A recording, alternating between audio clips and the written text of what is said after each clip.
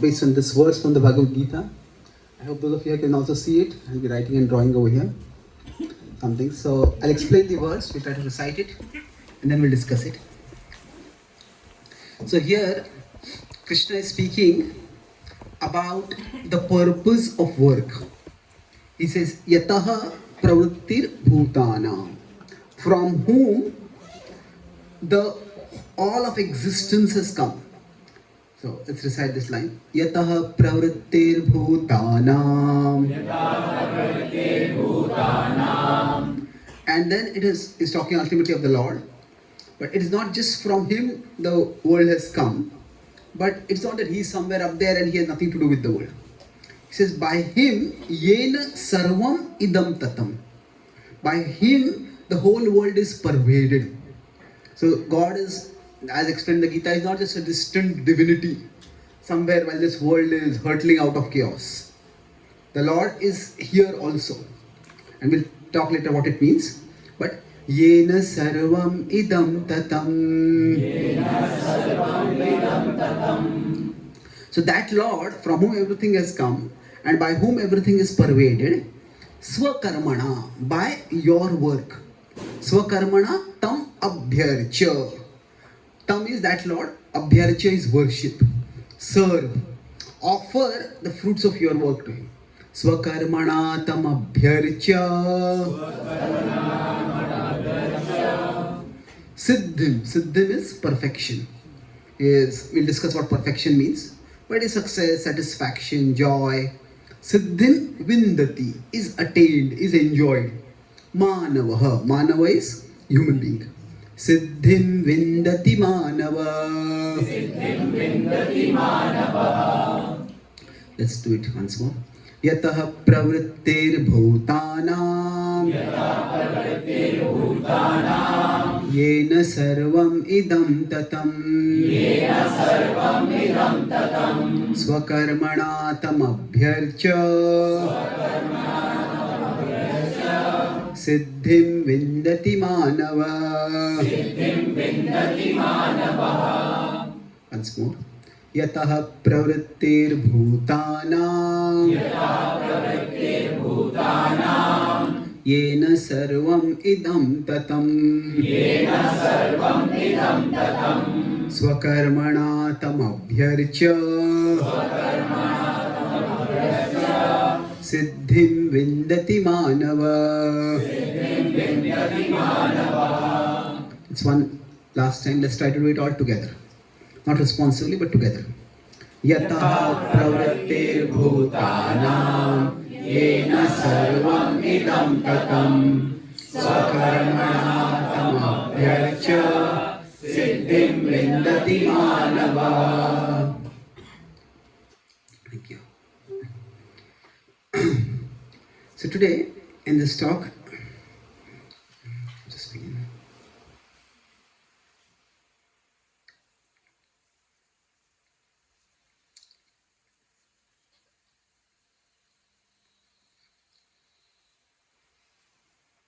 Thank you very much for coming today. And today I will speak on the topic of fulfillment. What makes life fulfilling? In Sanskrit, there are two words. In English, of course, there is achievement and fulfillment. So achievement is called as abhyuday. Abhyuday is when we achieve things. And fulfillment is nishreyas. So these words are understood differently in different contexts, but broadly, achievement is more in terms of the world's eyes. You achieved this, you achieved that, you achieved that. And fulfillment is more in terms of our own eyes. Our own, not just our eyes, our own heart. What do we feel within? So normally, in the course of our life, we frequently equate the two. That if I achieve something, that achievement will lead to fulfillment. And there is some truth to that. So, but when I was in my teenage, it struck me that these two are not identical. Achievement could mean in terms of, oh, I wanted to buy this very expensive car. I wanted to have this high-rise, a house in high-rise locality. I wanted to travel abroad and see all the tourist destinations which are there celebrated. Or I wanted this, I wanted that. So when I was in college, for most of us college students, the achievement was coming number one in class. Now, I was always among the toppers. There was another student, I was studying electronics. He was studying instrumentation, similar, precisely different fields. He was known to be a brilliant person, very good in every field. So, all of us, in one sense, admired him. So, actually, there is respect and there is envy. And the two are the same thing actually. Are they? Well, yes and no. See, respect is offered willingly and happily. You are so good and I'm so happy. Envy is, you are so good and I'm so unhappy you are so good. So envy is offered unwillingly and unhappily. Essentially, it's the same thing. That you are so good, but it makes me so unhappy to acknowledge you are so good. So he was admired, whether it was respected or envied, that way he is. Like Indians in America are among the most successful demographics. They are considered the wealthiest minority. So Indians are admired. So some of them are respected, most of them are envied over there. So nowadays with this whole H1B visa controversy going on, so there is this whole feeling there's a sentiment against immigrants in general, but Indians, they challenge and counter the stereotype of immigrants who are actually being a burden on the American economy and American society. Indians are not just heading some of the big companies, but Indians are also contributing, tax paying, law abiding, family caring, and so the point is that there's a thin line between these two. In effect, there is a huge difference. But anyway, this person, he was so successful that he was admired, whether it was respected or envied. So we had our semester break and I came back a little early because I had some project work. And then I was staying in the hostel. So I was staying in the hostel and I came to the washroom area, and then I heard someone screaming. I was in one of the top colleges in India, so this kind of language, fairly abusive language. It was not unknown, but it was not that public.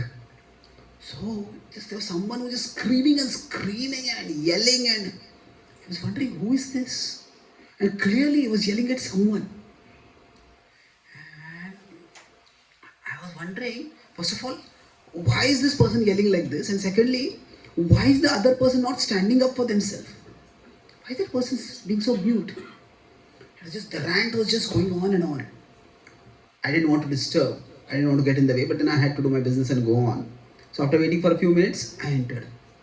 And I entered, I saw this boy who was the object of respect or envy for the whole college practically. He was alone there. And he was looking at a mirror. And he was blasting himself. And when he saw me, he became a little embarrassed. And I also taken aback. I didn't know how to respond. So he quickly walked away. And I also did my business and walked away from there. And then, a day later, he met me. And he said, no, he had applied for a interview so that he could get an internship in Germany. And somehow he had given one answer wrong. And because of that, he had missed that opportunity. So he said that's why he was so angry with himself. Now, I knew about that company. It was a great company. But I started thinking that, If someone else had been speaking like this to him, he would have beaten that person to death practically. And yet when he was speaking like that, just like, if we attack ourselves, who's going to defend us? So what struck me over there was that he had achievement. Of course, everybody can always have more achievements. But he was already an achiever, the top student in the college. But he had no fulfillment. In fact, the way he was speaking to himself, the way he was yelling at himself, I would say he had the opposite of fulfillment. He had impoverishment. Internally, he was completely empty. Generally, when two people speak with each other, depending on the politeness or curtness with which they speak with each other, we can understand the state of their relationship. So people we come to a place, and sometimes I have to play the role of a mediator. You come into a room, and it's like the tension is so thick. You feel as if you have gone to the North Pole or something like that. The atmosphere is so cold. I remember at one time, one person, when we were mediating, he said, the first person said to the second person, I know you are very angry with me. The second person, no, I'm not angry with you. He said that anger is an expensive emotion, and I have decided that you are not worth it.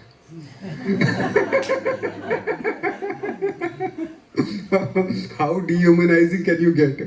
And sometimes you may decide like that. You should speak like that to a person. So the thing is, this was in my second year of engineering, and from that time onwards, something started getting lit within me. That what I thought that achievement would lead to fulfillment, it doesn't seem to happen so much. Then in the third year, I was introduced to the Bhagavad Gita. I knew the Bhagavad Gita as a book of religion. It was something which we memorize verses in childhood and please our parents by the recitation of the verses. But in my engineering, I was reintroduced to it as a book of wisdom. And then when I started studying it, it struck me. After I realized it, I felt like this is so simple, it's so obvious. But in general, achievement. Now, these words are complex and there can be many different nuances to it. But achievement is generally associated with things. And most of us spend our life trying to improve the things that we have. Now, better clothes, better gadgets, better homes, better cars, and that's fair enough. But fulfillment is associated with thoughts. It is not based on the quality of the things that we have. Fulfillment comes based on the quality of thoughts that we have. And if our thoughts are in any way negative, they could be negative about others, they could be negative about ourselves, then the things that we have won't make that much of a difference. In this case, this boy was a great achiever. But what had happened was, one thing he had not been able to achieve. That's disappointing. But the way he was beating himself up, it was quite evident that there was like a volcano of negative thoughts inside him. And that had just erupted at that particular time. So when this happens, when the thoughts that we have are negative, then no matter how much we have, it will not lead to fulfillment. So if we put this as broadly a 4-quadrant diagram, that see, we have good things and we have bad things. The things we have are positive, the things we have are terrible. we have a home that is very cold. We have a car that doesn't work. Sometimes you have a phone that works, and sometimes you have a phone that is work. When we need it, it just doesn't work. Something goes off, this goes off. So similarly, now we can have thoughts. Now, thoughts that are positive and thoughts that are negative. So broadly speaking, if we consider this spectrum of things and thoughts, most of our energy, based on what the world glamorizes, what society or almost pressurizes us, is that we almost feverishly keep seeking better and better things. And that's good. We want to improve in various walks of our life. So seeking better things is important. And if we see in the Mahabharata, there it's described that when the Pandavas were cheated basically by Dhritarashtra, not later in the gambling match, but before that also, there was this division of the kingdom. And Dhritarashtra said, you can have half the kingdom. So it's like saying, we have some food in the fridge, you can have half the food. But see, there are 2 chapatis, and 1 chapati is just fresh, and other chapati is 6 days old. 1 chapati you can eat, another chapati you need a knife to cut. So then you may say we can equal chapatis, but that is a division equal in name only. It's like an insult to the word equality. So the Pandavas got a barren wilderness. In today's world, say, if there is some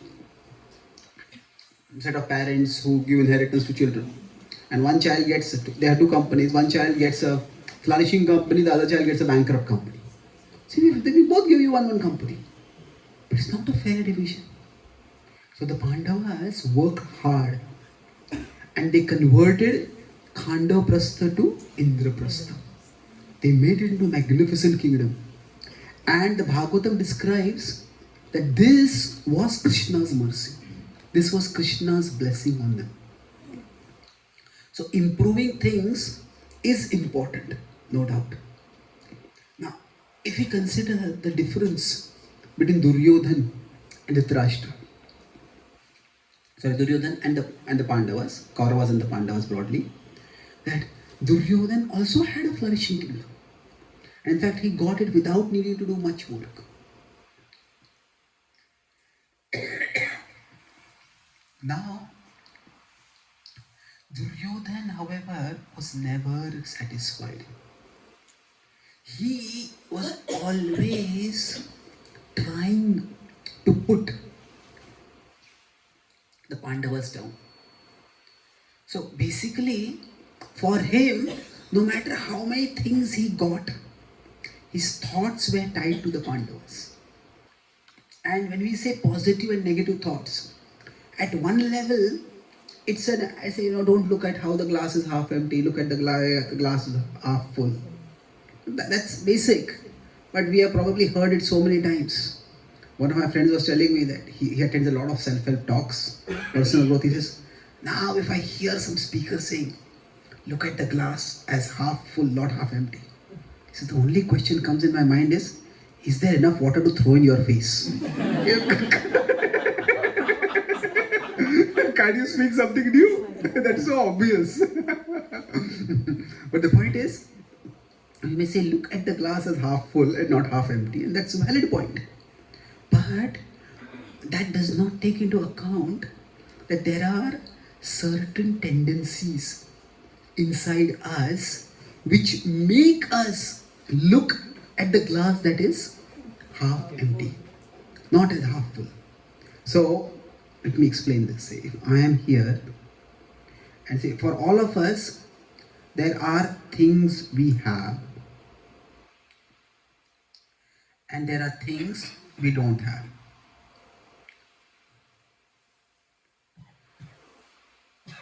Now, We may say, okay, look at what you have. This is like looking at the glass that is half full and be happy with this. But for Duryodhan, he was not just looking at, Dhritarashtra said, you have a kingdom, you have followers, you have a queen. What are you lacking? And his answer was, how can I be happy when the Pandavas have all the things that I have? And at that time his gripe was, they have it better than what I have. See, some of you are you comfortable? Little bit I can come. Actually, till now, I have asked this question across the world. Are you comfortable? Nobody has said no.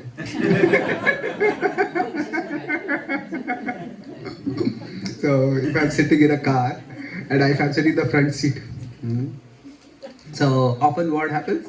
They just pull the front seat all the way back so that I'll be comfortable. But that often cramps the space for the person behind. So then I ask the question, are you tolerably uncomfortable? And it's a trick question. No. That means you are intolerably uncomfortable.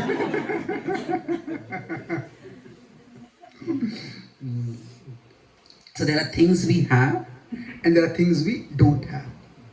So for us, see, often we think that our thoughts are simply a matter of choice. Like, look at the glass as half full, not as half empty.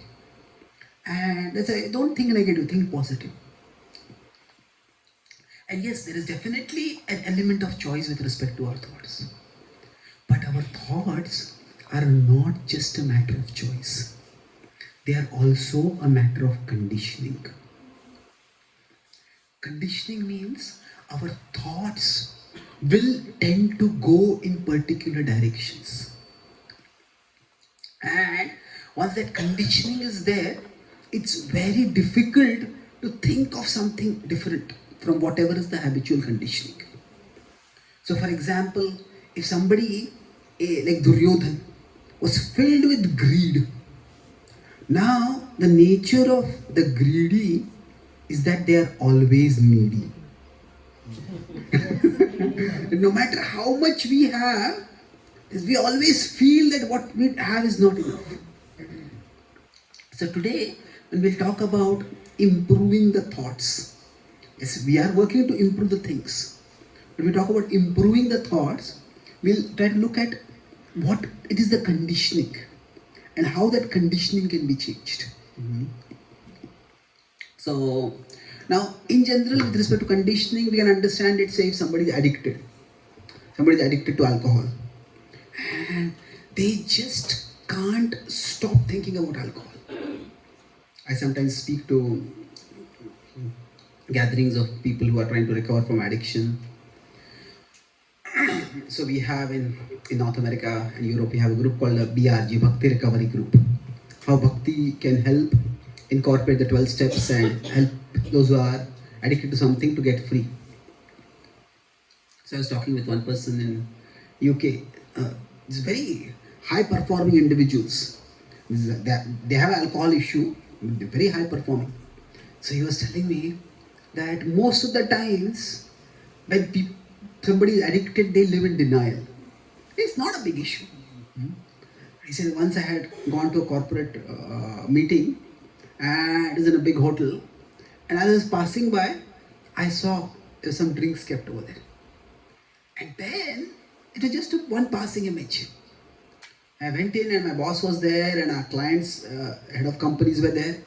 We were talking, and as I was talking, I felt inside my mind, my boss's body changed into a bottle of alcohol.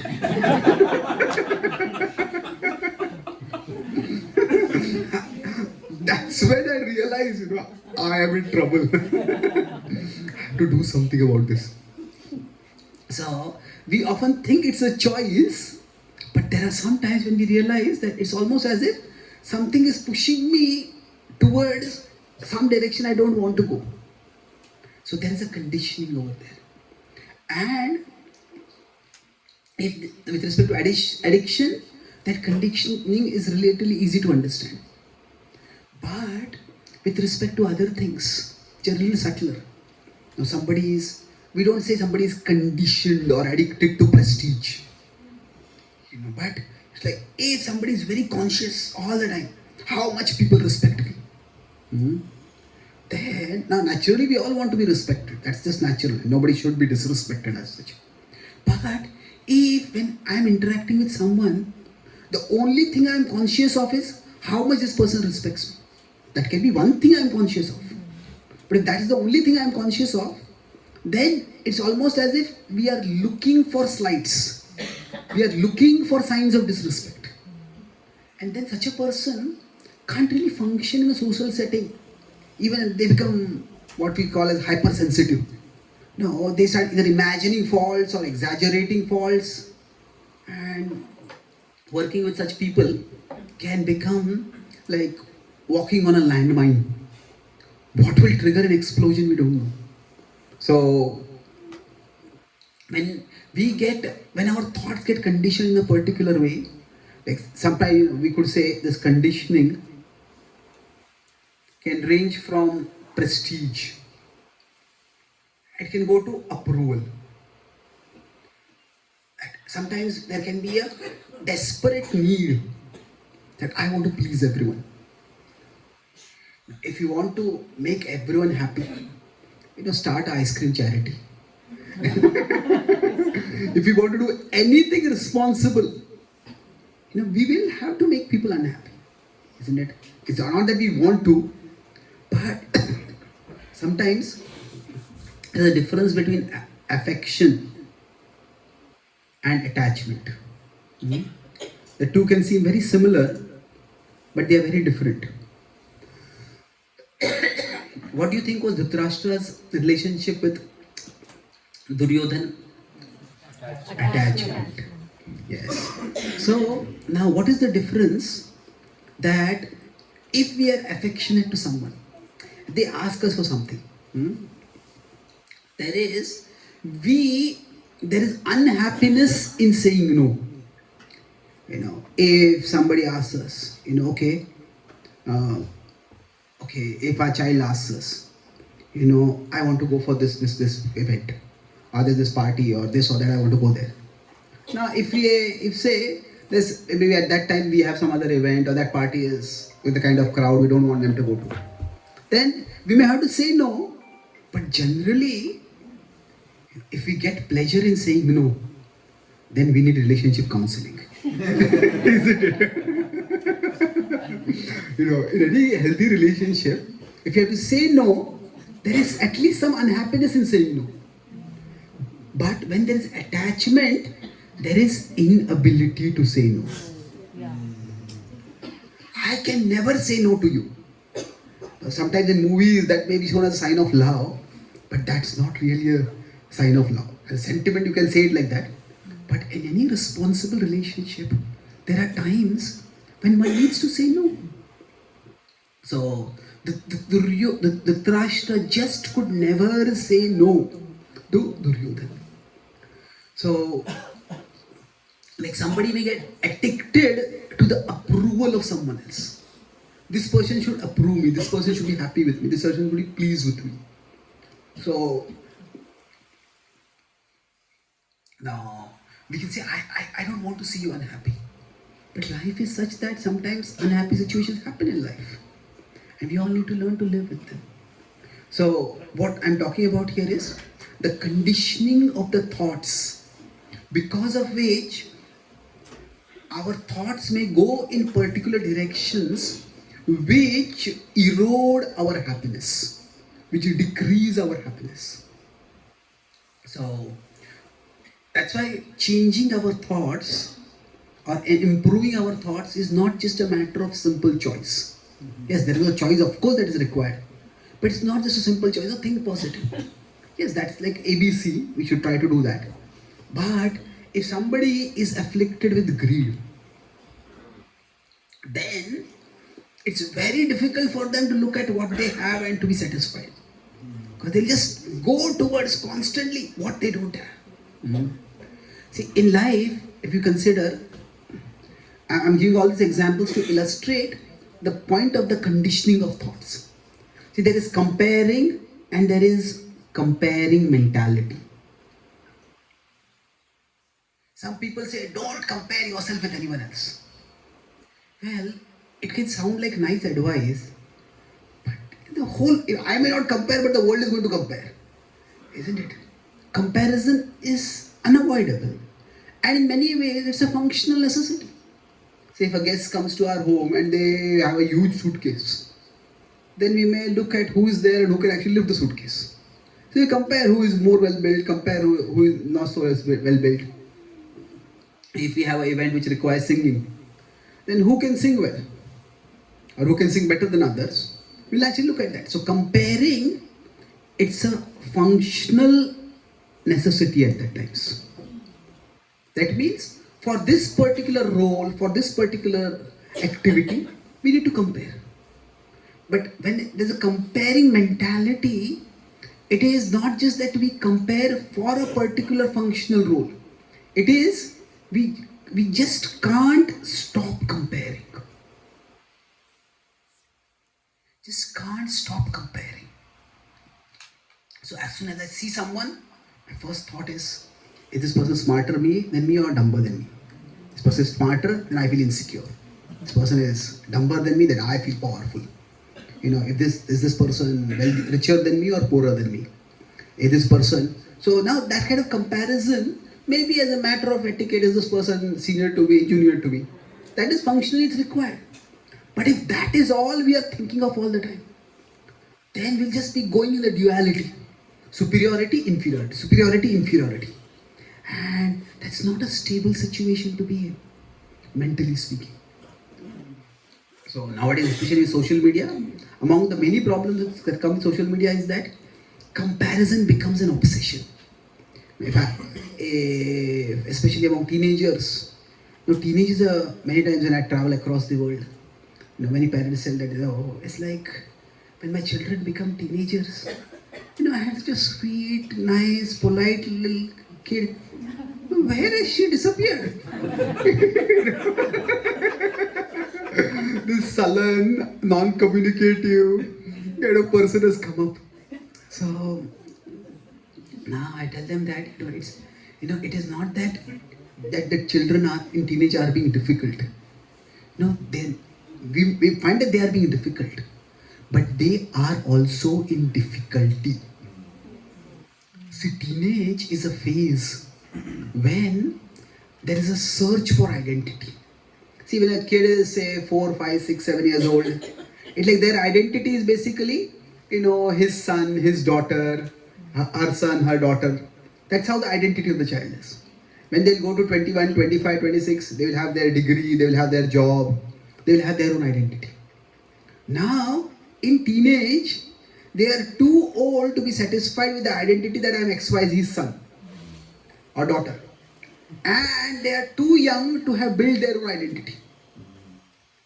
And at that point, when they are looking for an identity, they want an identity that is cool in their social circles. Mm-hmm. And it's quite often, it's the desire to be cool that makes us a fool. Isn't it? Sometimes kids do terrible things, not because they are terrible, but just because they want to look cool in the cool crowd. So, it's like at that particular time, with social media that is there, the problem that happens is, okay, I posted something and I got only 50 views. And he or she posted something and they got 100 views. Or they say that the comparison becomes so much just obsessive. So, all this I'm talking about, at one level, there is a conditioning by which your thoughts go in particular directions. And often technology aggravates that conditioning. Because of which, the thoughts going in directions that leave us dissatisfied is almost unavoidable. I was in LA, I was giving a talk in UCLA, and there was a boy who had a t-shirt. Now, I'm amazed at how oblivious people are at what is written on their t-shirts. They just look at how that t-shirt looks nice and just wear it. I am a very word conscious person. So anyway, this boy had a t-shirt. It said that 90% of the world's girls are beautiful. The remaining 10% are in my college.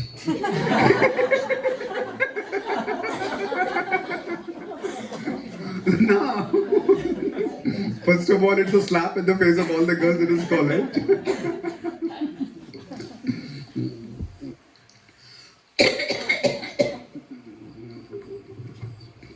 Yeah, thank you. So, but the point is, how do you know, first of all, how do 90% of the world's girls look like? You know, everybody has got this there is all this social media where when we see, there is a double doctoring of images. There's like, first there's physical makeup and then there's digital makeup. And then after that, people get this unrealistic idea of what good looks are. And then after that, you compare with real life, everything seems so pale and unsatisfactory. So both, when there is this, at the level of thoughts, there is bankruptcy in one sense. That feeling that what I have is not good enough. That bankruptcy comes both by the conditioning inside and also nowadays by the technology or technology-centered or technology-driven culture outside. Because of which often our thoughts, the thoughts become like thorns. And our thoughts are piercing us from inside. And they are keeping us dissatisfied. So, one of the key tenets in the Gita is that we need to change the quality of our thoughts. So for this purpose, the Gita talks about two things. Let's look at those two things and then we'll have some question answers. So, at one level, the Gita says that, now, how do our thoughts work? So basically, to understand how the thoughts work, let's try to understand our inner world. The Gita explains that our existence is three level. We are at our core souls. Then in between the soul and the body is the mind. And all these three together is the self. The self is a combination of body, mind and soul. And this can broadly be compared to a computer system where the body is like the hardware, the mind is like the software, the soul is the user. Now, in the body, there is the brain. The brain is a physically locatable organ. So the brain is like the CPU. So the software, you can say, okay, it's located in this particular place. But it's not that if you open the hardware, even if you look with the microscope, it's not that you're going to see the software. It's basically a state of digital circuitry. It's subtle. So our mind is like the software. And the mind is meant to, for example, from outside, the mind does two things. So if I consider here this phone, if I have this, now there's this flashlight. So there is a source of light over here, and from there the beam of light coming out. So like that, the source of light is the Atma. And the beam of light that comes out from it is the Chaitanya. Chaitanya is consciousness. The Chaitanya performs two functions. There is awareness and there is agency. Awareness is, I become aware of what is happening around. I gain information. That's associated with what is in Sanskrit called the Gyan Indriyas, the knowledge acquiring senses. And there is the agency, that is, we do things. So, if I'm feeling a little cough, I'll drink some water. So that's agency. I use my hands and legs to do something. So these are associated with the action senses. Now, for both of these, Shtotram, Chakshu, Sparshanam, Cha, Rasanam, Granam, Eva, cha adhisthaya manaschayam vishayan upasevate. All of them are centered around the mind. So we could say the mind is like a giant screen. It's not giant, but it is basically like a huge screen. Sometimes if you have a high security building where there are say 5 entrances, then there are CCTV cameras at each of the entrances, and there is a security head office where in a big monitor, big screen, there are the feeds from all the windows coming in. So like that, in our mind, there are many windows that are open. So right now, say you're sitting and hearing this talk. So maybe the eye window is open, the ears window is open, you're seeing and hearing. And now you're sitting on the chair and the chair is a little cold. So maybe that touch window is open. And maybe you're feeling a little hungry. So you're thinking when the food will be there. That is also, there are multiple windows that are open.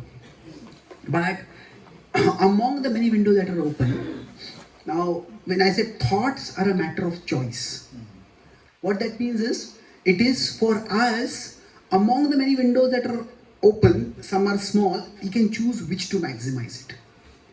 Say if you're sitting on the floor, and maybe sitting on the floor is not very comfortable. Now, you might feel that discomfort, but you know this talk is not going to go for more than 24 hours.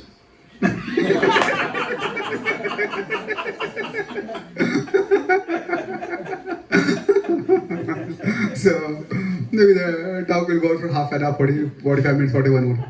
You feel, okay, maybe I can tolerate that. So that window opens up, it's not comfortable. Okay, bear it for now. You minimize the window. So basically, when we say thoughts are a matter of choice, it's like these windows open, but we decide, like there are many windows that are here, which are already open, but they are minimized. And maybe say one window is maximized. And which window is minimized, which window is maximized, that continuously keeps changing. Now, so to some extent we can say that this is a matter of choice. We minimize some windows and we maximize some windows. And yes, it is definitely a matter of choice. But at the same time, the mind is not just a neutral displayer of windows for us to click. We don't physically click, but for us to decide, I want to minimize this, I want to maximize this. The mind is also programmed.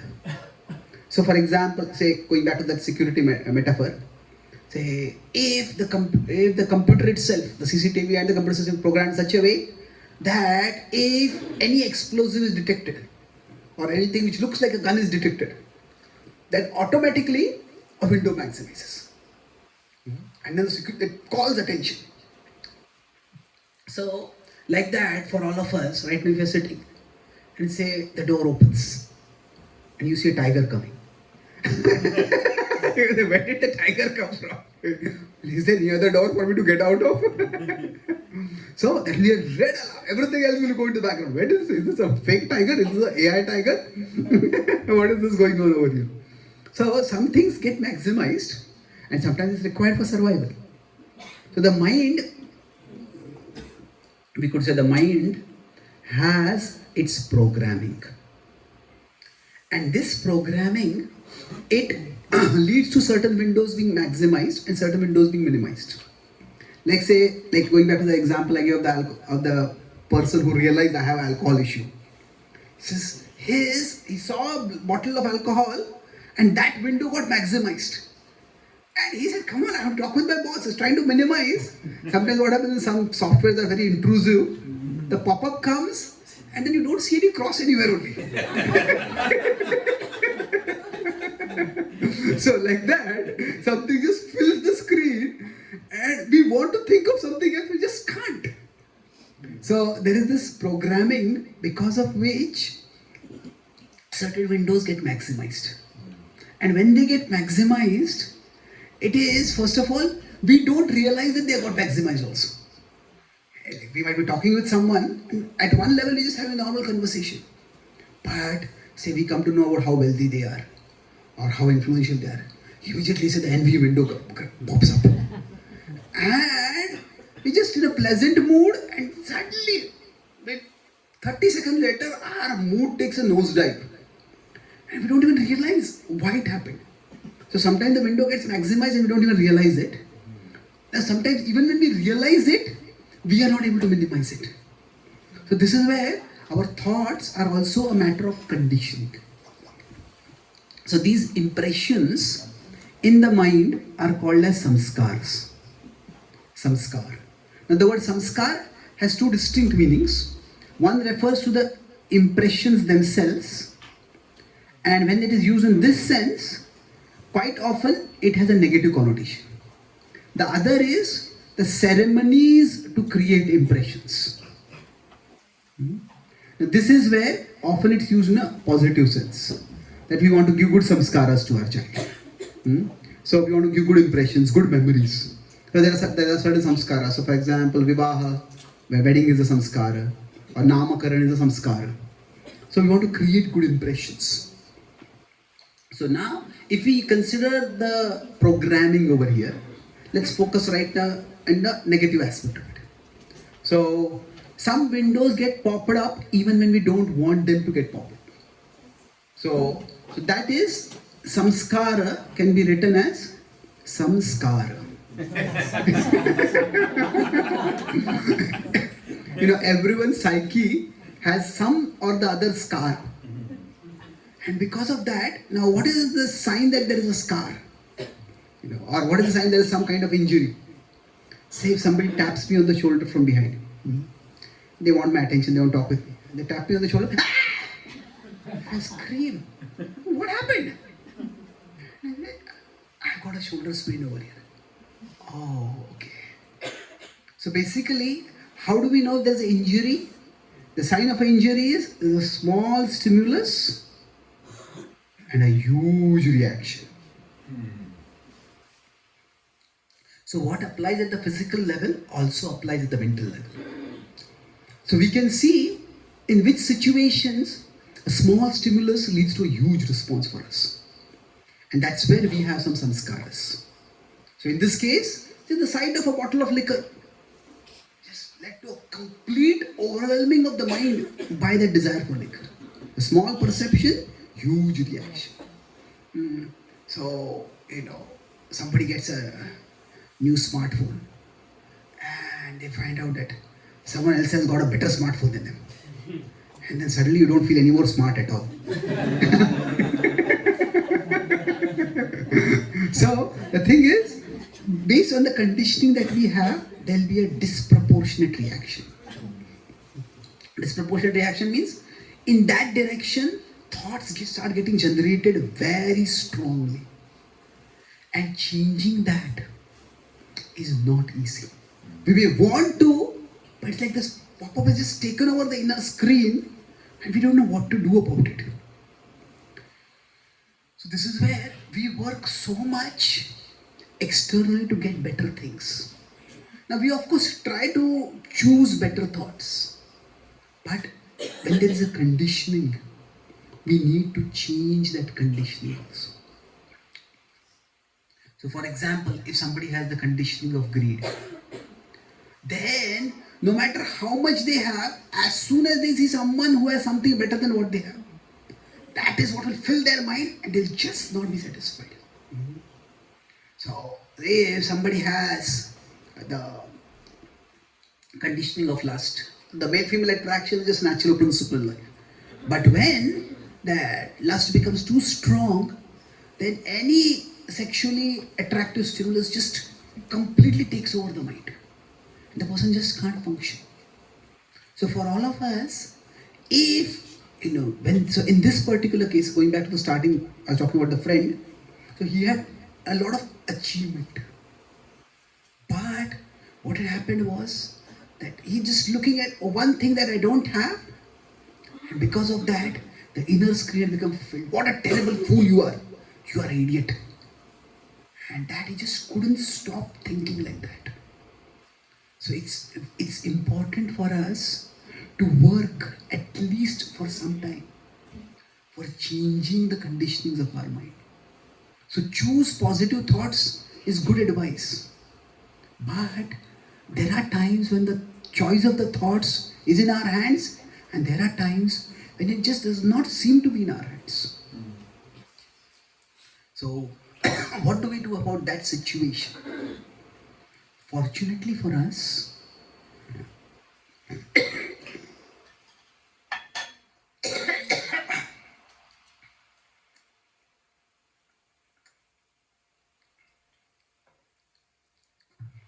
see, controlling thoughts can sometimes be like controlling cough. They can control for some time. But if it's a physical issue, willpower alone is not going to be enough. How long can you continue that? Don't think negative. But if the mind is filled with negative conditionings, use willpower, think positive. Okay, like somebody has got dysentery. Use willpower.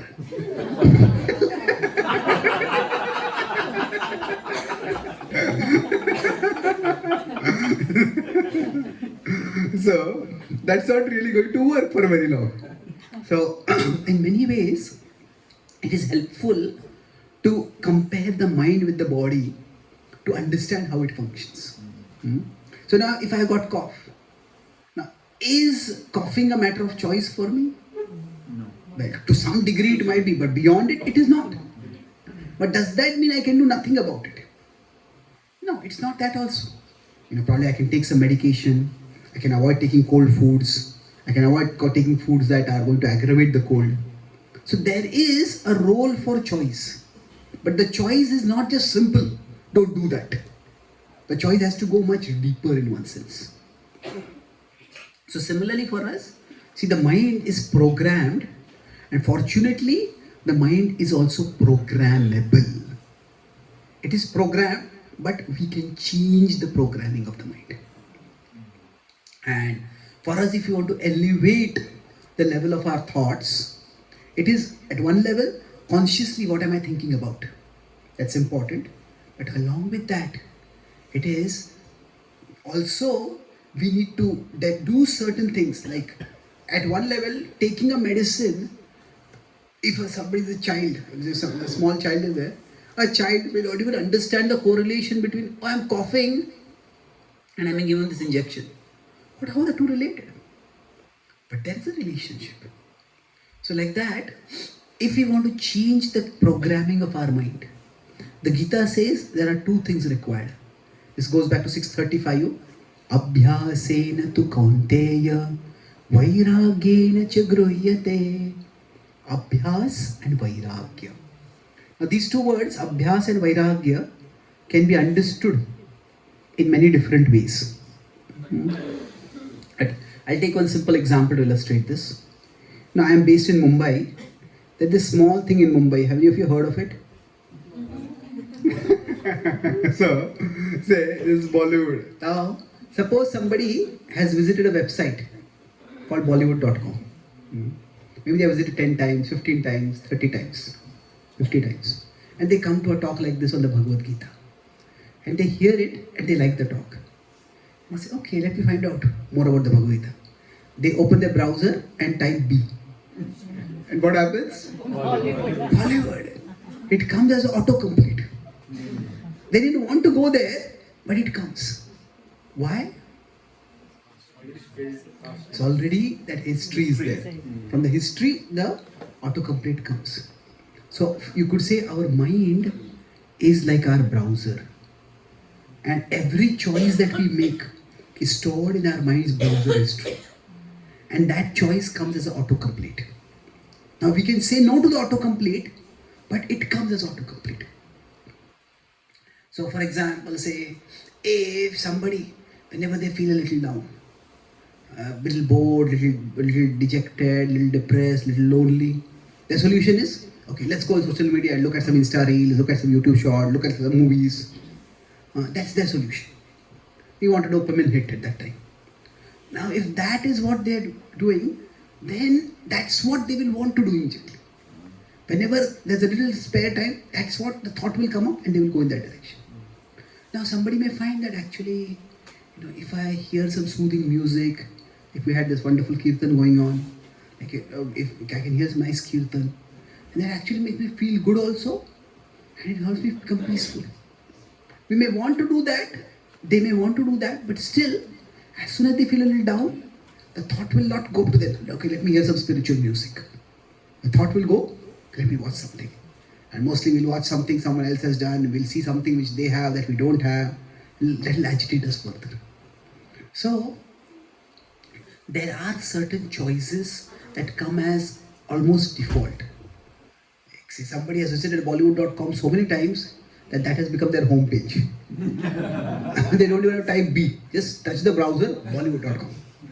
So you could say that is the state of addiction.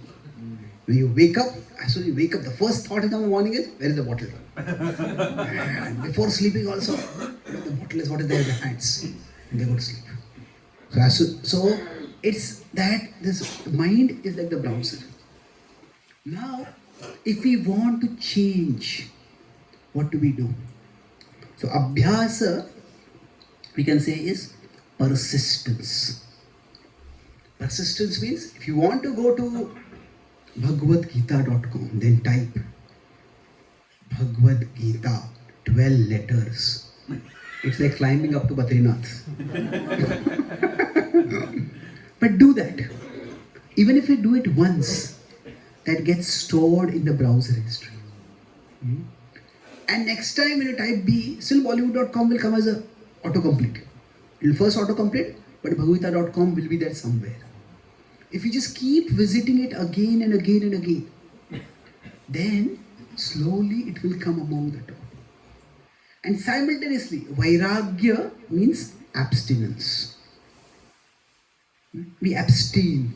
Say if somebody abstains from going to Bollywood.com, then if they have visited Bollywood.com 50 times and they have visited Bhagavadgita.com 20 times now, but if the recent 20 is Bhagavadgita.com, then as soon as they type B, the first autocomplete will become Bhagavadgita.com. So basically, Abhyas and Vairagya are two means by which we can recondition our mind. We can change the programming of our mind. Now, this also requires willpower. Going to a particular direction, not going in a particular direction. But this is not just raw willpower. Don't think about it. Okay? So it may be that whenever we feel down, at that time still the whenever we feel down, at that time still the desire comes. Okay, let me look at this social media feed. Look at that. So, is that a subtle indication that I should finish the class?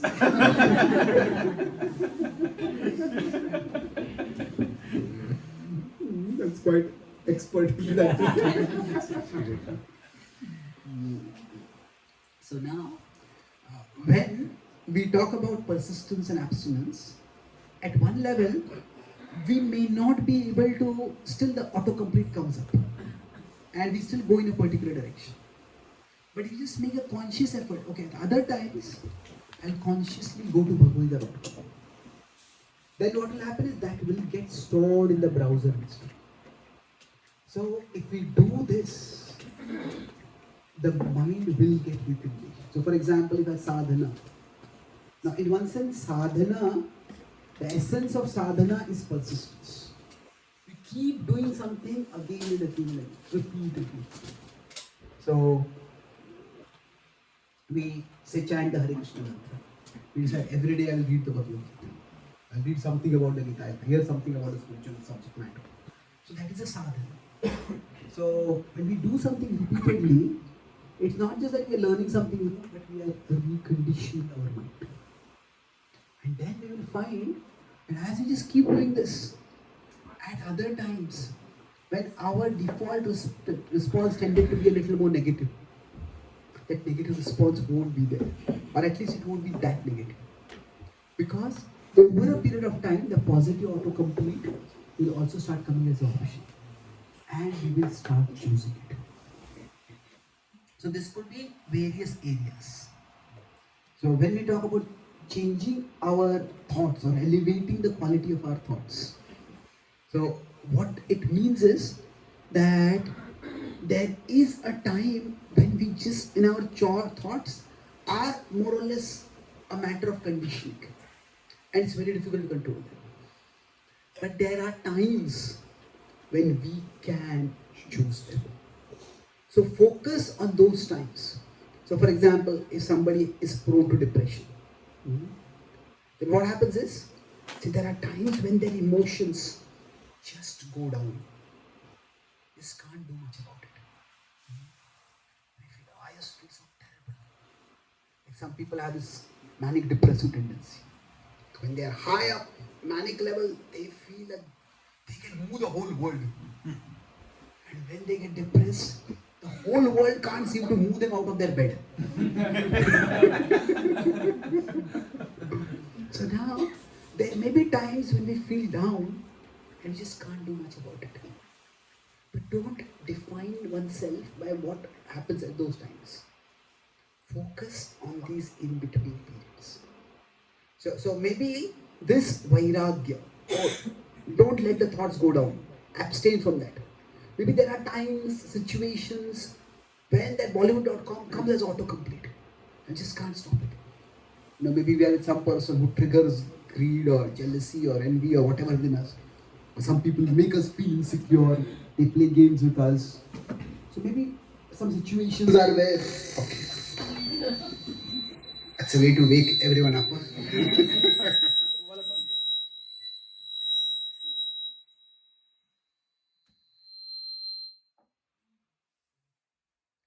Krishna. Okay. So now maybe in some situations,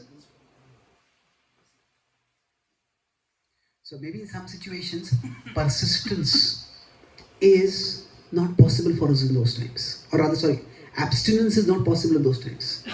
But doesn't matter. Focus on the times when we can. So, okay, at other times, I'll make it a habit that I'll try to consciously expose myself to sources of positivity. But the verse that we discussed, and what that verse says is, Krishna is ultimately the source of all blessings. And Krishna is meant to be the object of all blessings. So when we thought about thoughts and things, that ultimately my happiness does not depend so much on what I have. It matters, of course. But my happiness depends on what I do with what I have. Mm-hmm. So yes, so, say there's a feast and I have some food and the person next to me has some better food than me. Or the food that I like more. Now, if I focus on tasting the food that I have, I can still enjoy it. Better still, if I share this food with others and I bring a smile on someone else's face, that will give me even more joy. So basically, to change this whole thing, there are things and there are thoughts. So going back to the same diagram.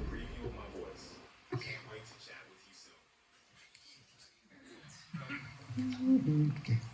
So things, now when you talk about thoughts, so you could say the thoughts that are negative, they are self-centered. Self-centered means how much do I have? I'm not talking about selfish. How much it's self-centered is, okay, how good is the clothes that I have? How big is the house that I have? How big is the car that I drive? Mm-hmm. So how big is my company's turnover? These are important things. But the Gita says we can make our thoughts service-centered. That, okay, what I have is important, but what I am doing with what I have is even more important. Yudhishthir was tricked of his entire wealth by Duryodhana.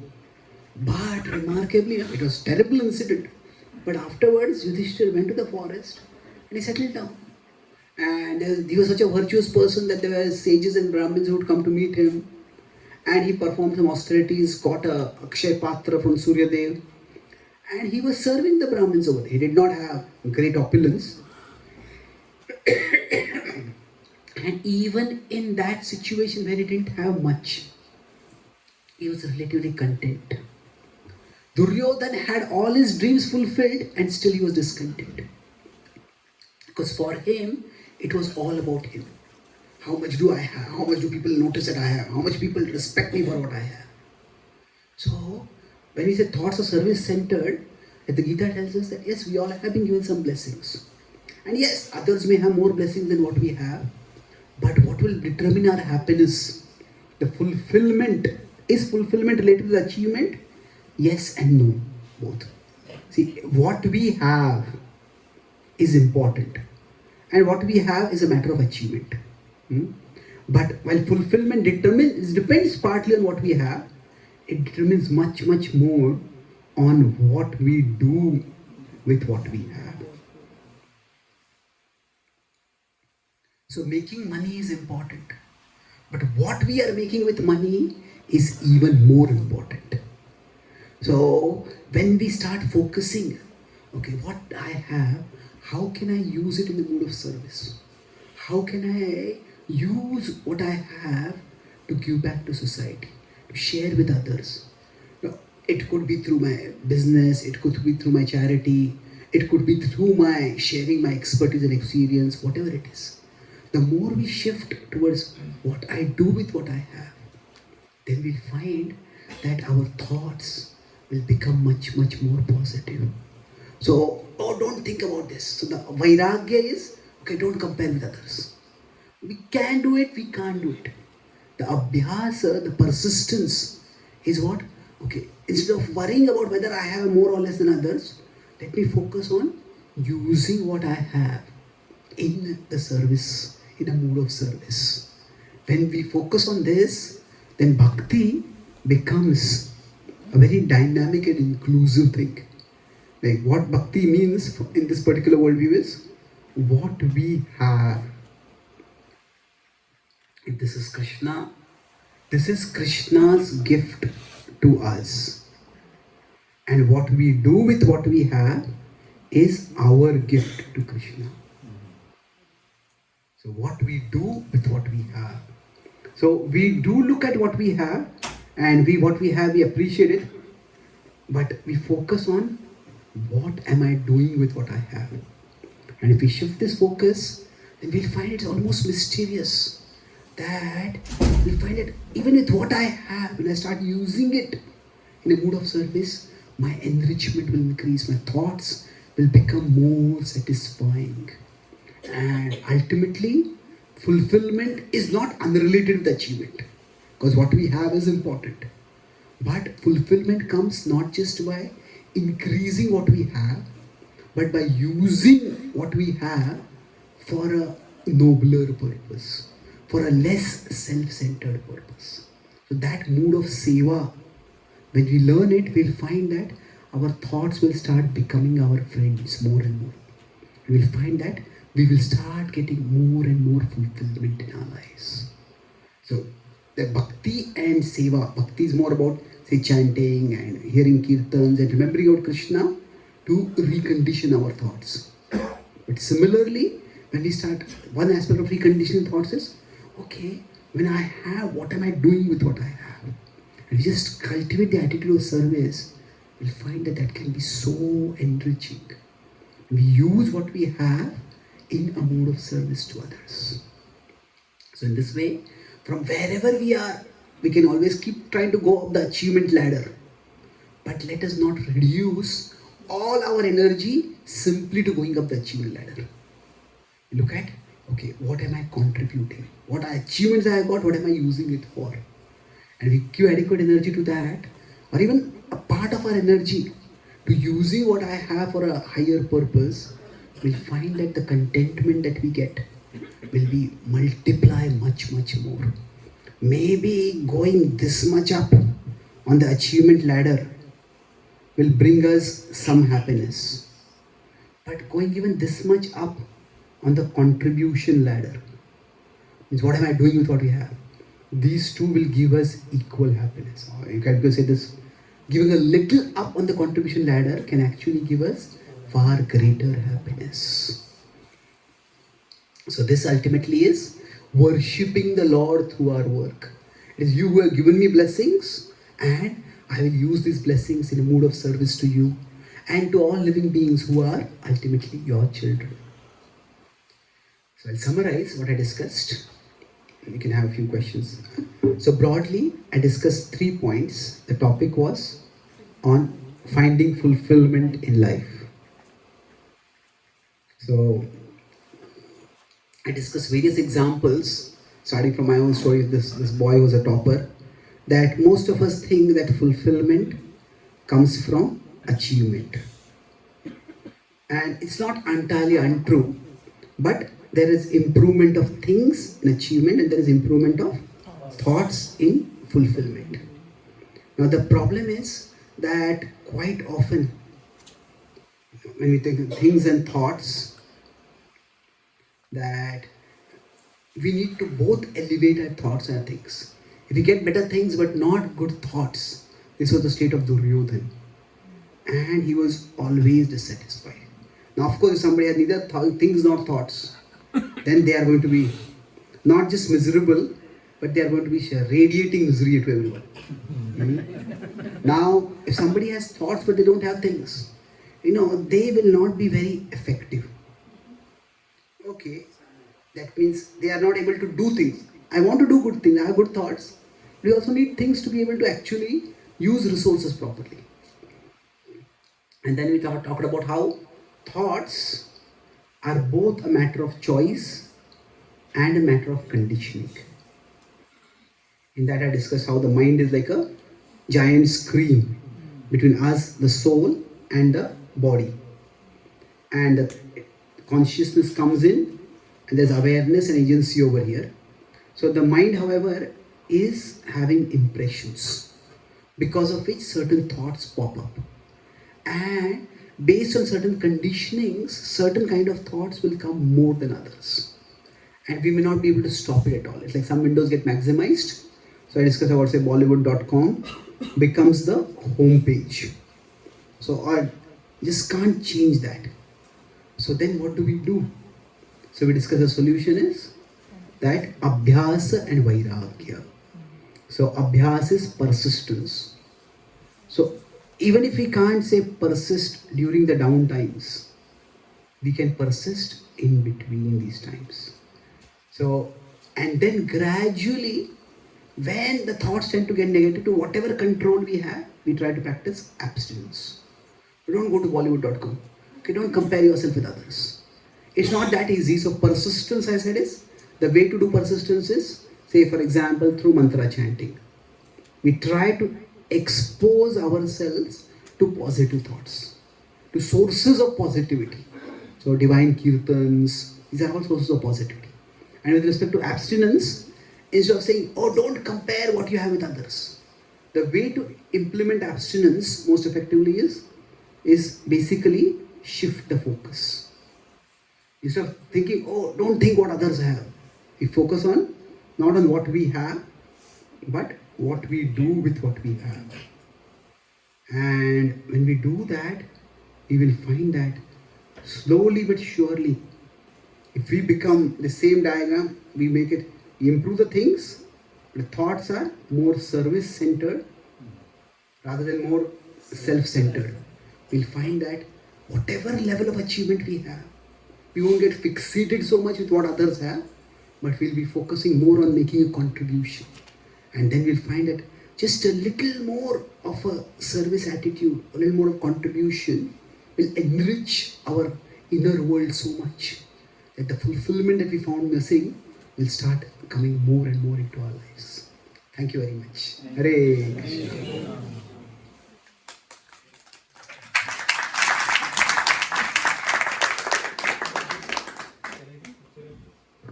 $500. Please. Sure.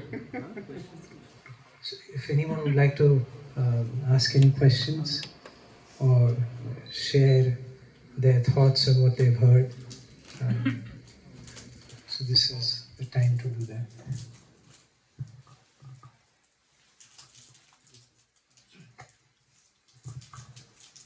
Thank you so much, Prabhu, for such a nice, wonderful lecture on specifically. We all struggle from these issues on daily basis. Even Prabhu, you mentioned all those things in your book. You are not mind. You are better than your mind. So, but I read so many times, but today I really connect all those things which you have. Though you have illustrated very simply in your book, but still I got opportunity to hear live from you. So thank you so much, Prabhuji. Thank you so much, sir. Thank you. Yes, please. Question.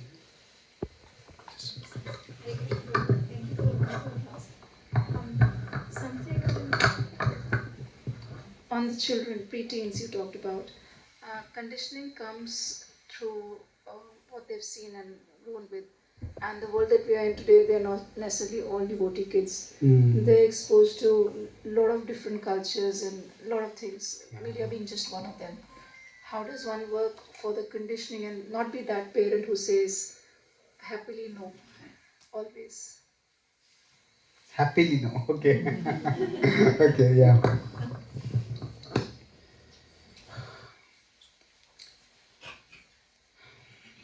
It's being a parent in this age is very difficult, and being a child in this age also is very difficult. So both sides there is a lot of challenge, and sometimes people ask, oh, today young people are so addicted to their phones. Kids are getting addicted. Why are so many people getting addicted? Actually, the question should be, why is everyone not getting addicted? Because the technology is so addictive, and there's so many pressures and distractions. Why are so many people getting depressed? Actually, why is everyone not getting depressed? Because we get bad news from here and there and everywhere. So actually, it's a testament to the human spirit that despite having so much technology, everybody is not constantly fixated with it. There's a part of us which understands there is something more. There is something more to life than all this. Now, this may feel very important, but there is a part of us which understands there is something more. So, even the kids today, from what I have interacted with them, their capacity to process complexity. If kids start looking at the video games that they play, at least I have a nephew now. He plays video games, and it takes me time to understand also what the video game is. There's so many characters and so many parameters and so many rules. I said, learning all these rules, when are you going to enjoy anything? So, sometimes people feel in spiritual life the rules are complicated. Look at the video game rules. But either way, my point is that it's not that they lack intelligence. They also have intelligence, a lot of intelligence, very sharp when you're there. So, the key thing is that there is the present me, or if it's for a child, there is a present you. Okay. It got turned off? Oh, yes. Okay, it's like a pendulum. There is a present you and there is a potential you. So now, if we care only for the potential you, like the parents say, there is so much more you can be in the future. You get into these habits, you spend this time here, you do like this, your potential will be wasted. So now if we focus only on the potential you, then what happens is, the child will feel suffocated. It's like, I remember one boy, he told his mother, this is in America, he said, I feel as if you love only the future version of me. You don't love me at all. So, if we care only for the potential person, then they may feel suffocated.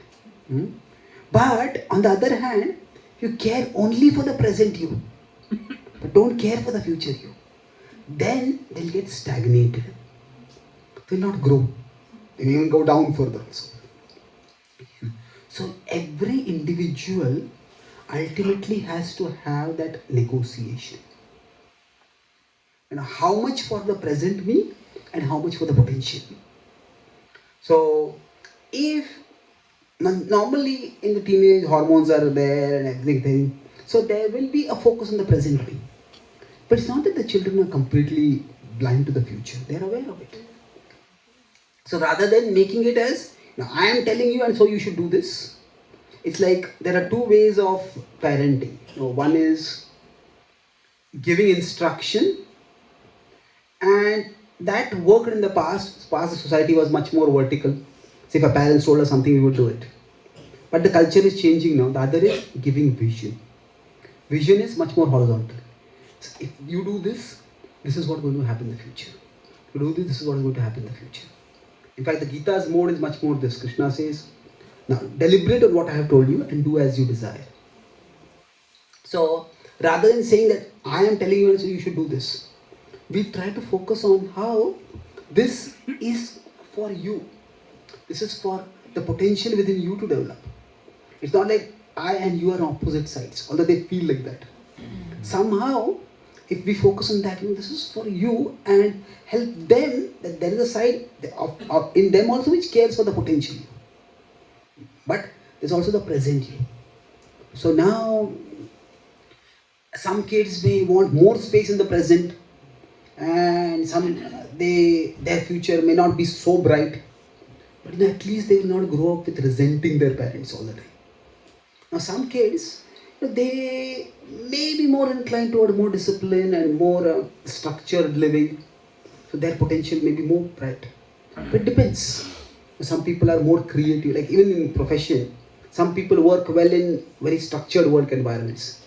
Some people need some unstructured work environment to work at their best.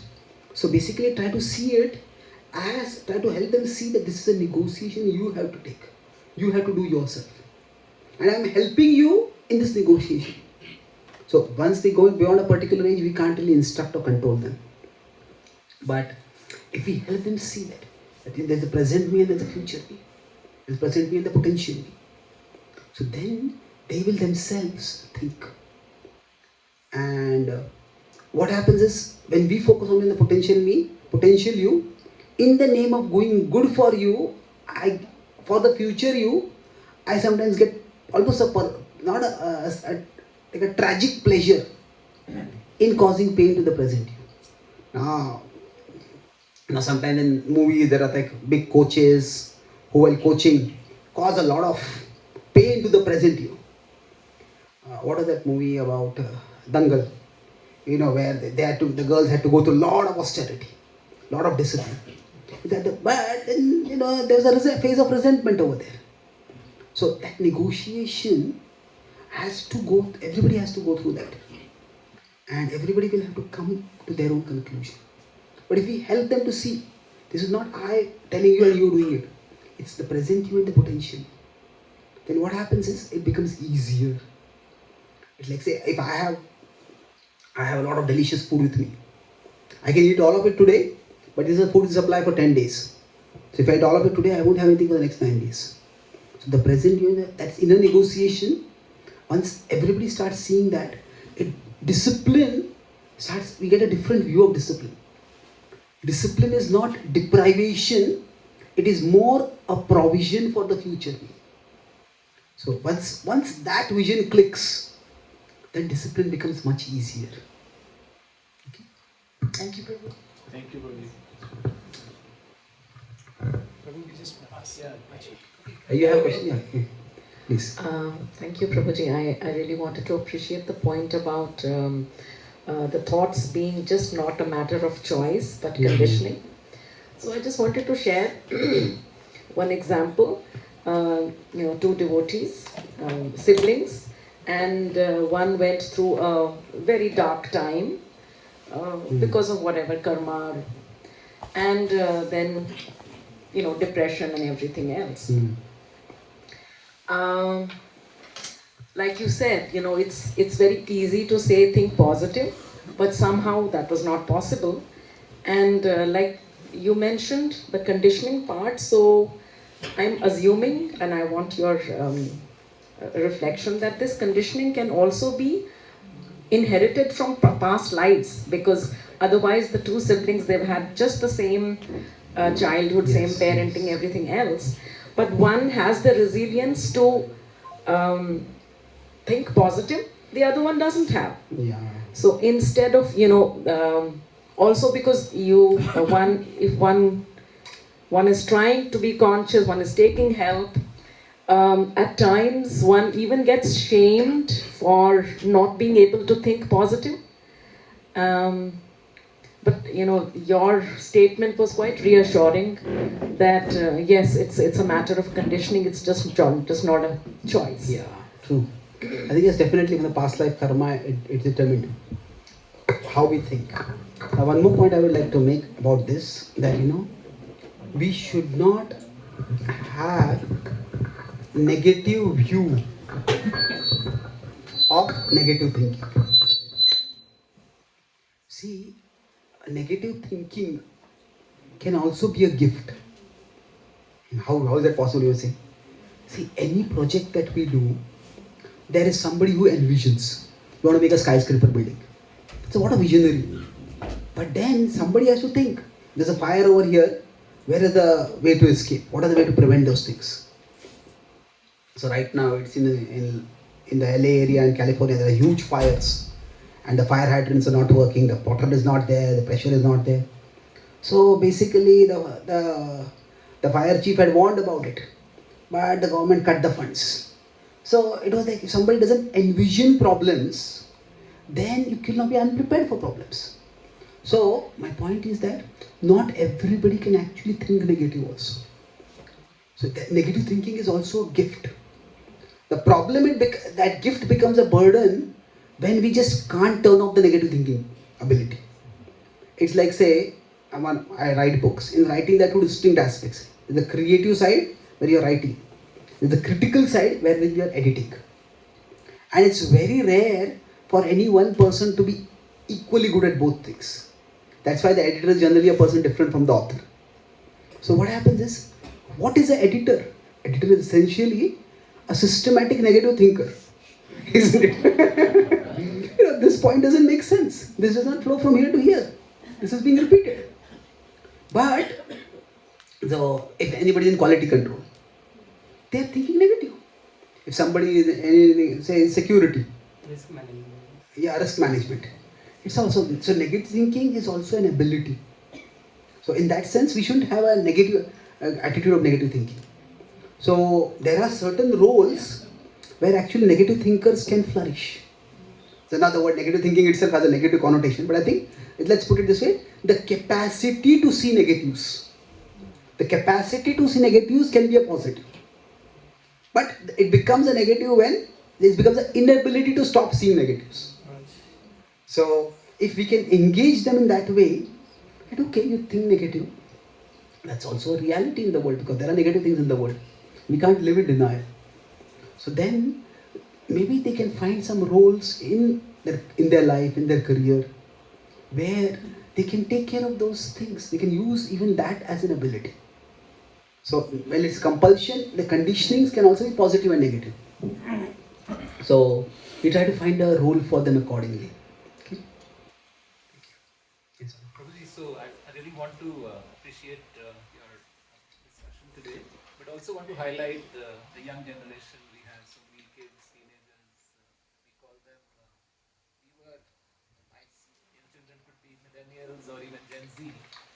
Most of the Gen Z crowd somehow feels that the world has done them wrong. There's so much systemic failure, particularly in the West, so that they feel that nothing can be undone. They have such a sort of disgruntlement or a hopelessness about the situation in the world, which sort of paralyzes them to even think and function. At the same time, the second part of it is that when we link it to do selfless acts or do something good, they have very good intentions, very clear thoughts on what can be done, but somehow they don't connect the fact that service can give you bliss or happiness. They just feel it's like a job that needs to be fixed.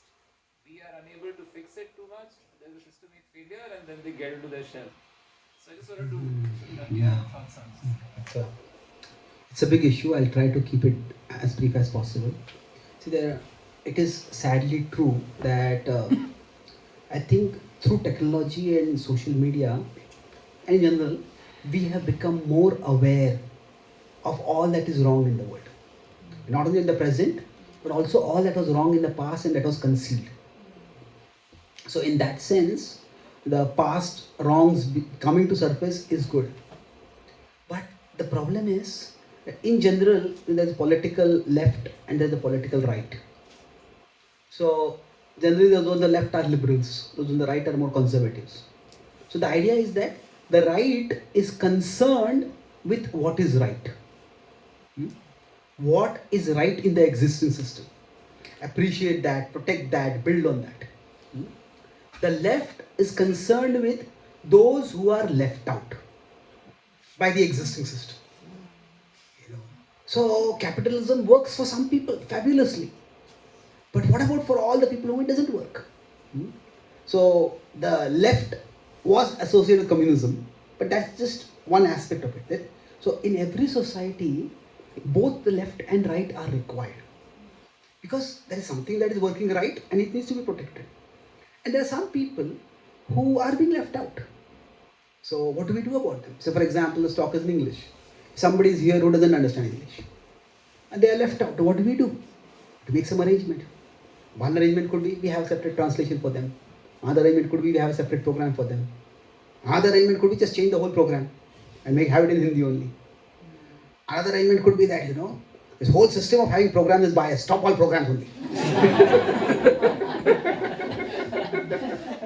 So what happens is that the left's concerns are valid, but the right can go towards extreme where, even when some things are seriously having problems for some people, causing problems for some people, they refuse to change it.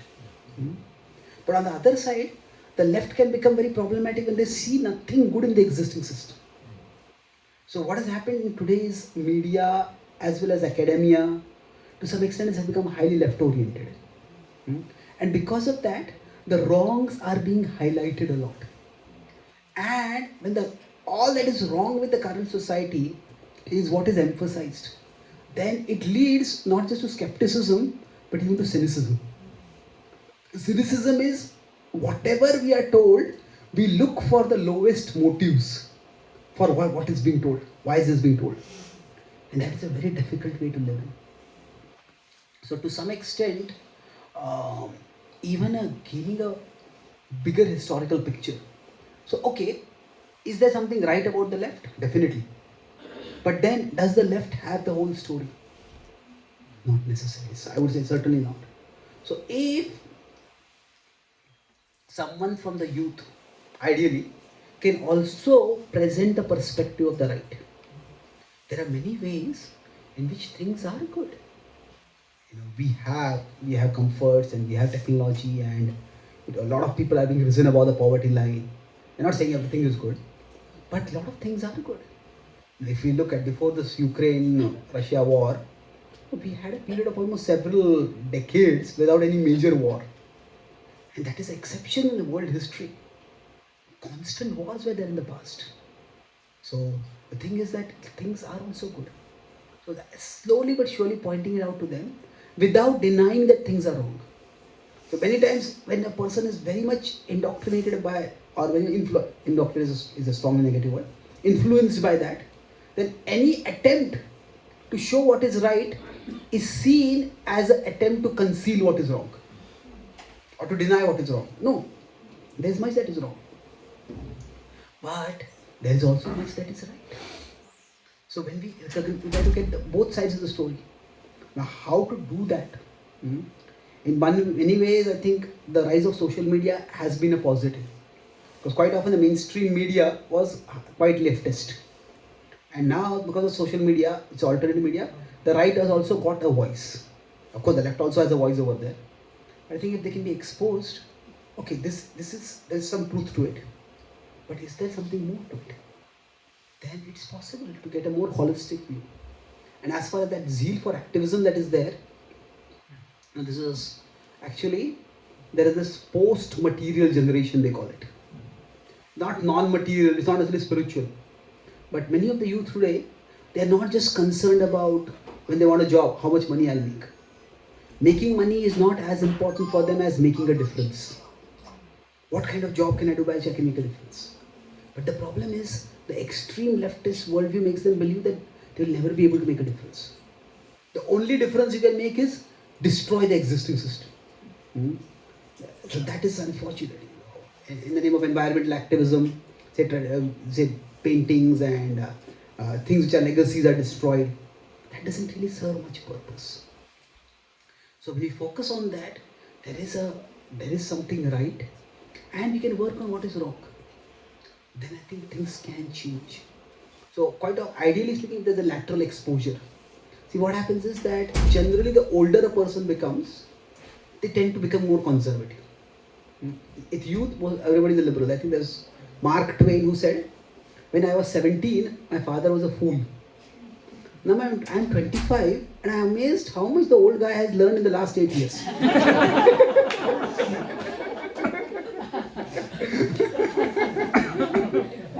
So if at that age, when the older people tell about what is right in the system, it just doesn't work. So if somebody from that generation, even one person, is a voice for the right, then that can have a lot of influence. And it's not easy, but I do see things changing and young people also recognizing that what is right. So at an individual level, somehow there's a lot of emphasis on gratitude and writing gratitude journals and trying to think positive. But we cannot think individually positive if our whole vision of the world and the culture and the whole system is very negative. Yes, are there problems in the system? Of course there are. But does that mean the whole system itself is a problem? I know, okay, what alternative do we have right now? If we can't create an alternative destroying the whole system, would generally end up creating far greater problems. So Will Durant is one of the biggest historians on our civic. So one of the statements he says that as far as he has seen, no revolution actually ended up doing any substantial good. The French Revolution led to a lot of bloodshed, and eventually what happened was the powers have shifted from the royalty to the business class. And in Britain the same thing happened, but without the revolution. So the revolution, what did it really achieve? So destroying things doesn't really lead to much good. So it's constructing something better that eventually leads to something good.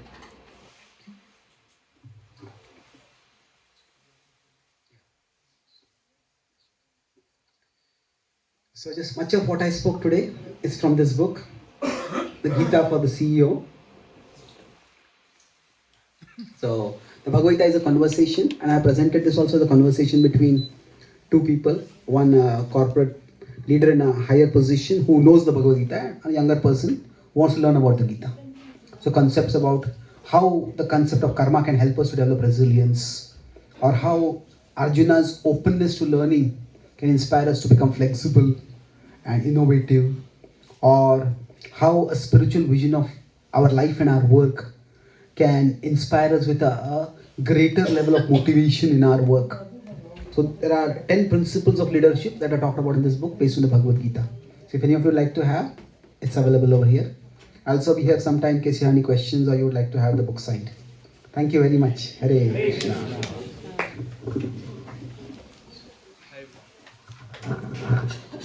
So Hare Krishna everyone, and I hope you had a very enriching session.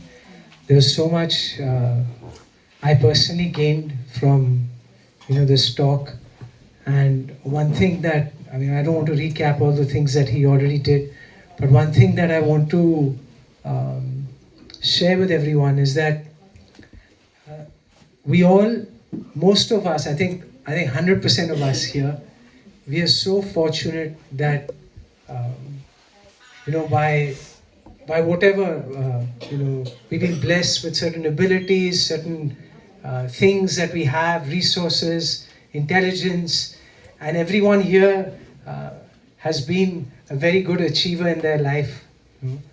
And we are so fortunate, and I think that I want to thank Prabhuji for reminding us that we can build a greater fortune by using our resources for a better good. Right? So, like as he was saying, that real fulfillment comes from using the things that we have properly, right? Not just having things. So it's a very nice sutra that he has given, given us, and you'll find much more in his book and all his other 26 books that he has written. So we have all kinds of, we have editor, we have partners, we have big businessmen, we have doctors, we have all these successful IT people, and we have very intelligent students here. So we're very fortunate, and I really want to thank you. Actually, some of you had to sit in the cold on the floor. I really want to apologize, but the show got sold out, so oversold. So I invited a certain amount of people, and then people said, look, we want to come, we want to come. So I said, I can't say no, you please come. So this is still a construction site, so please forgive us for all the lackings. But by you coming here, and by Prabhuji coming here, this whole process of construction is also being blessed at different stages. So a lot of good samskars are happening in the bricks and the paint. And so some people are getting scars. Yeah. So thank you all very much for coming. Really grateful to all of you. And let us express our deep gratitude again to Prabhuji for giving us his time and sharing so many different insights to help us live a better life. So let us chant the Hare Krishna mantra loudly again. Hare Krishna, Krishna Krishna, Hare Hare, Hare Rama, Rama Rama, Hare Hare. Today also, as a coincidence, turns out to be a very special day. It is Vraj Pyari Dasi or Vandana's birthday. So, where is she? She's hiding. I don't know where she is. Chaitanya Priya ji, can you call Vraj Pyari Dasi? Nimai's mama. So I just want to also thank the many devotees and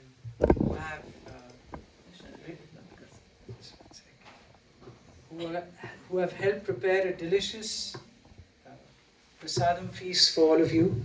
So Divya Mataji, Auntie, Nandini Rupa Mataji, Vishaka Mataji, Neela Mataji, Neha Mataji, Meenakshi Mataji, Premamai Radha Mataji, and Brij Rani Mataji. We're very grateful for all the prasadam seva that you've done today. So let us say Hari Bol 3 times to express our gratitude to them. Hari Bol, Hari Bol, Hari Bol.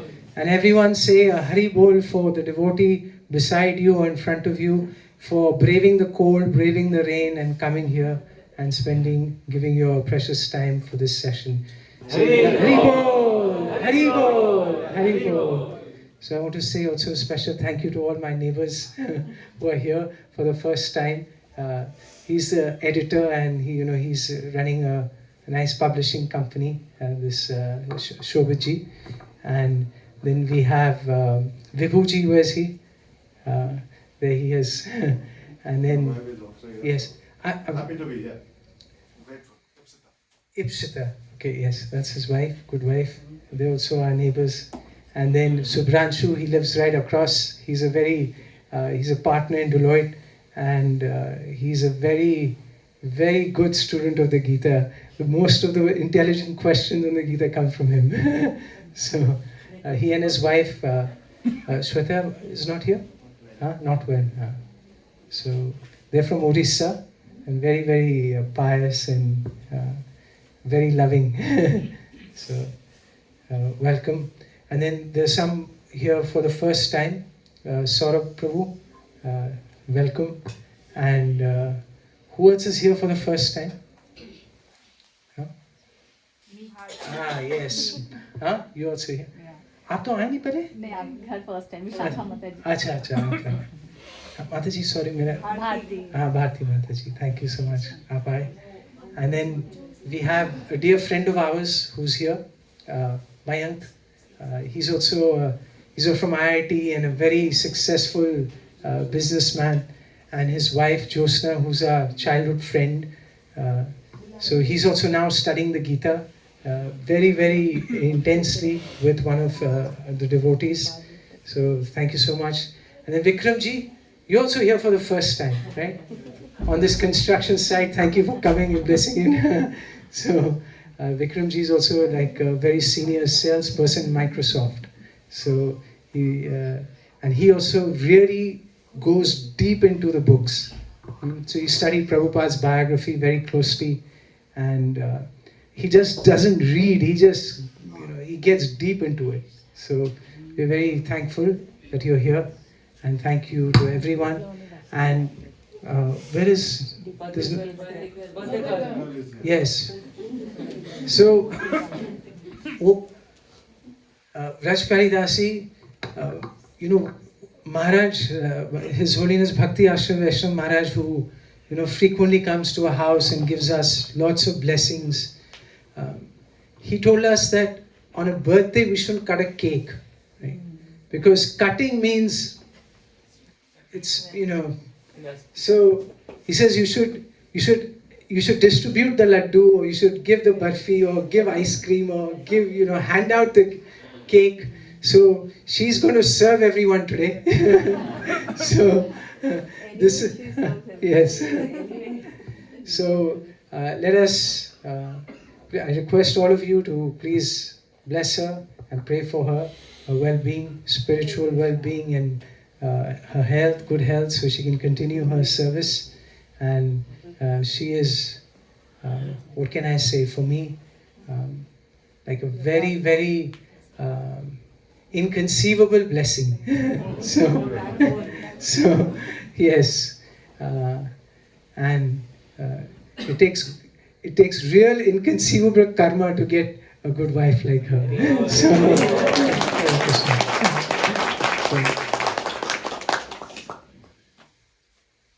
So now, anyone who's interested in the book, you can come and talk to Prabhuji, and you can take the book. Prabhuji, it's 500.